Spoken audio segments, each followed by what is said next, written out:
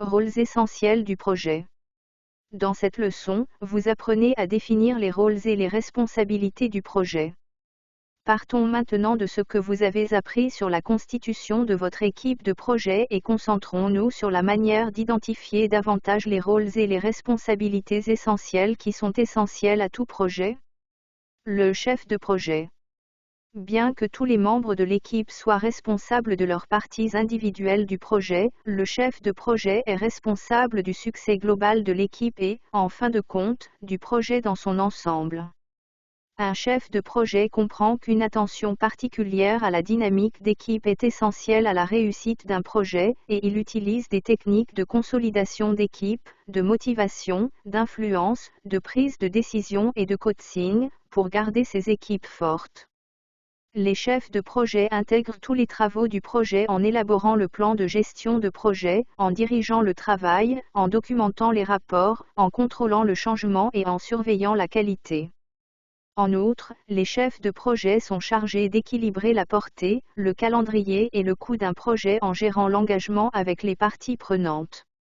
Lorsqu'ils gèrent l'engagement avec les parties prenantes, les chefs de projet s'appuient sur de solides compétences en communication, une sensibilisation politique et culturelle, des compétences en négociation, en confiance et en gestion des conflits. Image d'un chef de projet jonglant avec plusieurs éléments, personnes, budget, email, tâches et jalons. Les parties prenantes. Avez-vous déjà entendu l'expression « les enjeux sont élevés ».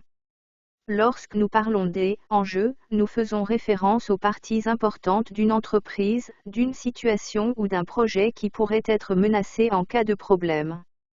Une entreprise, une situation ou un projet signifie que vous êtes investi dans son succès.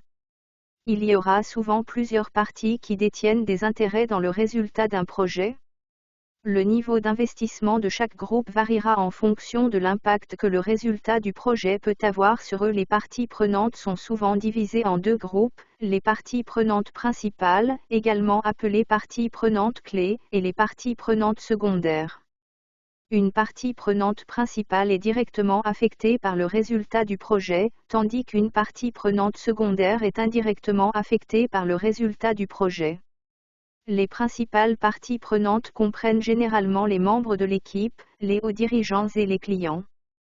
Par exemple, imaginez que vous êtes chef de projet pour une entreprise de construction chargée de construire un nouvel espace événementiel pour une entreprise de restauration locale. Sur ce projet, les propriétaires de l'entreprise de restauration seraient les principales parties prenantes puisqu'ils paient pour le projet.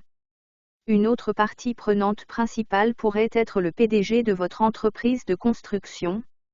Si le PDG aime être directement impliqué dans des projets pour des entreprises locales comme la société de restauration, cela en ferait un acteur de premier plan.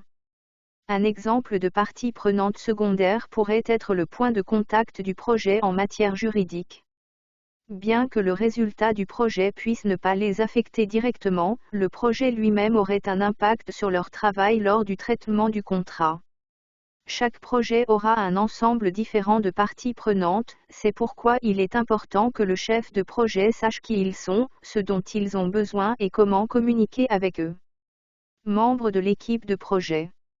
Chaque équipe qui réussit a besoin d'un leadership et d'une adhésion solide, et la gestion de projet ne fait pas exception. Les membres de l'équipe de projet sont également considérés comme des parties prenantes principales, car ils jouent un rôle crucial dans la réalisation du travail. Les membres de votre équipe varieront en fonction du type, de la complexité et de la taille du projet. Il est important de prendre en compte ces variables lorsque vous sélectionnez votre équipe de projet et commencez à travailler avec elle. N'oubliez pas que choisir des coéquipiers dotés des bonnes compétences techniques et interpersonnelles sera précieux pour vous permettre d'atteindre les objectifs de votre projet. Si vous n'êtes pas en mesure de sélectionner votre équipe de projet, veillez à défendre la diversité et à établir la confiance pour créer l'harmonie au sein de l'équipe. Parrainer. Le parrain du projet est un autre acteur principal. Un sponsor initie le projet et est chargé de présenter une analyse de rentabilisation de son existence, de signer la charte du projet et de libérer des ressources pour le chef de projet. Le sponsor est très important pour le projet, il est donc essentiel de communiquer fréquemment avec lui tout au long de toutes les phases du projet.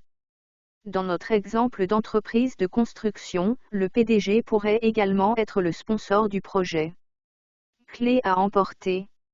Bien que les rôles impliqués dans chaque projet varient, tous les projets comprendront un chef de projet et les principales parties prenantes qui sont directement impactées par les résultats du projet, tels que les membres de l'équipe, les hauts dirigeants, le client et le sponsor du projet.